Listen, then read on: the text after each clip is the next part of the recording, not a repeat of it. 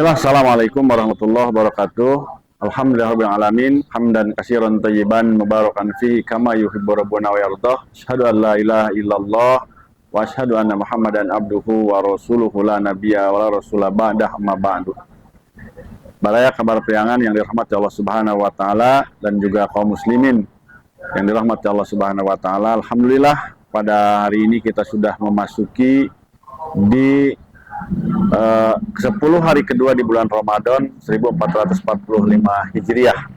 Mudah-mudahan ibadah Ramadan kita, ibadah puasa kita, qiyamul lail kita, tadarus dan tadabur kita semakin kuat, semakin diperbanyak, dan mudah-mudahan semakin mendekatkan diri kepada Allah Subhanahu wa taala dengan tujuan ikhtisab, mendapatkan pahala, dan tentunya kita menginginkan dosa-dosa kita dibersihkan dengan amalan-amalan di bulan Ramadan.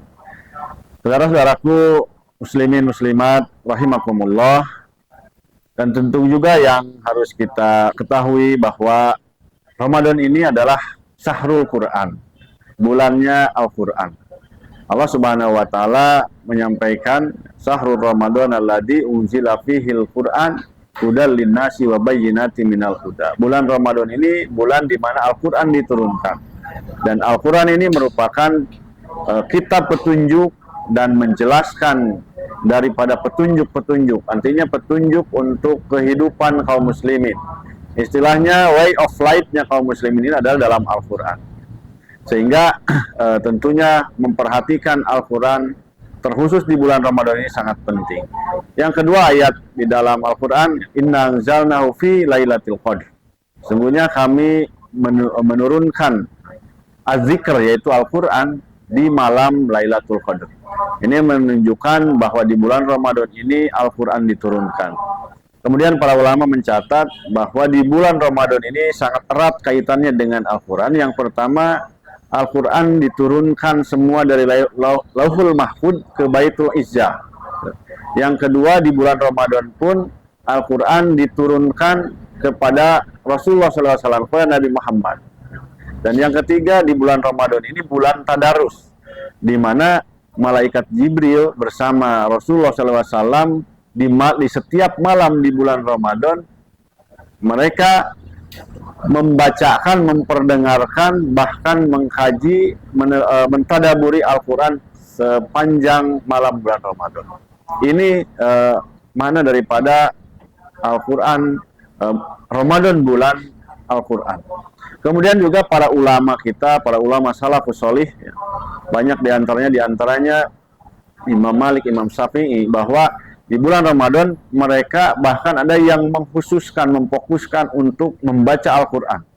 Imam Syafi'i saja dalam satu bulan itu sampai 60 kali khatam. Kemudian Imam Malik, yang beliau biasanya dalam satu hari itu bermajelis ilmu dengan murid-muridnya, tapi di bulan Ramadan beliau meninggalkan dulu majelis ilmu dan fokus untuk membaca Al-Quran. Nah, ini perhatian kita kepada Ramadan, perhatian Islam, Rasulullah, para ulama terhadap Al-Quran di bulan Ramadan. Untuk itu tentunya kita sebagai pengikut Rasulullah SAW yang berupaya terus untuk mengikuti jejak langkah Rasulullah SAW, di antara yang paling pertama yang harus kita perhatikan adalah terkait dengan interaksi kita dengan Al-Quran. Jangan sampai yang kita khawatirkan adalah ketika kita menjadi generasi yang mengabaikan Al-Quran, hajrul Quran. Bagaimana di dalam Al-Quran disampaikan, ya Rasulullah SAW ketika menghadapi orang-orang musyrikin, menyampaikan kepada Allah, wa qala rasulu inna hadza qaumi Inna hada qaumil Qur'ana mahjuro. Mereka adalah kaum yang menjadikan Al-Quran sebagai hal-hal yang diabaikan. Nah, termasuk kepada mengabaikan Al-Quran ini adalah tidak mendengarkan ketika Al-Quran dibacakan, tidak mau membaca Al-Quran. Kemudian dia mau membaca Al-Quran tapi tidak mau mendalami isinya, tidak mau mentadaburinya. Kemudian juga termasuk hajrul Quran itu adalah dia memahami Al-Quran tetapi tidak mau mengaplikasikan apa pesan-pesan dalam Al-Quran, termasuk menegakkan hukum-hukum di dalam Al-Quran. Saudara-saudara muslimin muslimat, yang paling penting kita bertahap. Yang paling pertama, mari sama-sama di dalam bulan Ramadan ini untuk lebih memperkuat, memperbanyak interaksi kita dengan Al-Quran, mulai dari membaca. Setelah membaca, kemudian membaca tafsir, terjemah, dan kemudian mentadaburi. Nah, pertanyaannya, di bulan ini kita sudah memasuki hari ke-17, sudah berapa kali kita khatam Al-Quran?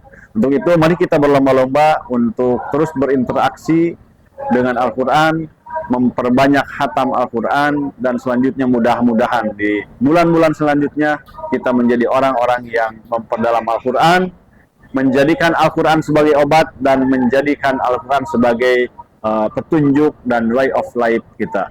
Demikian, barakallahu fikum ajmain. Assalamualaikum warahmatullahi wabarakatuh.